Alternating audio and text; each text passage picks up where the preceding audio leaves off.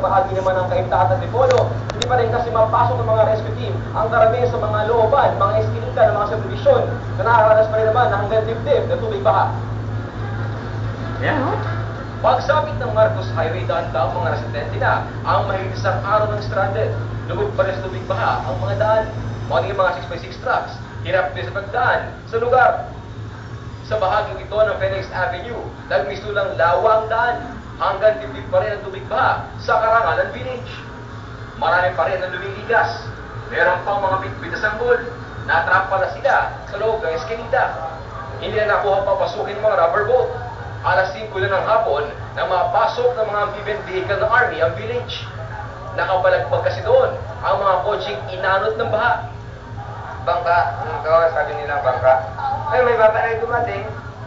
Hindi man makaya. Ay, kasi marasugod maraming tao. Ito naglalakad. Kaya tayo na yan ba? Ano, paano ba?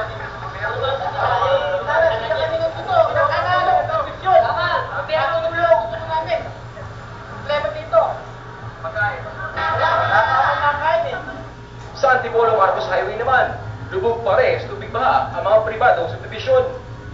Pagsapit naman sa mismong gate ng Town and Country Homes, tinetang pa namin ng bantay ng matandang lalaking iniyakan ng kanyang anak. Nalunod daw kasi si Lolo Eduardo Tungo sa kasagsagan ng lampas tao flash flood. Sa taas din ng tubig, mga backhoe loader ng Army ang umikot sa mga subdivision sa Antipolo. Nirescue mga bata at mga matatandang hindi kakayaning lumigas.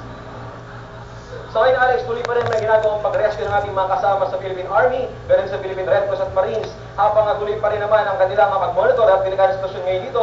Medyo maulan ang sitwasyon ngayon sa Cainta, Pasig, at dito sa Antipolo. Kaya naman, sabay na rin panawagan nila, Alex, sa mga gamot, medisina, at damit, at karabada rubber boat para manabanan ng ating mga kababayan ang trahedyang ito. Alex. Okay, maraming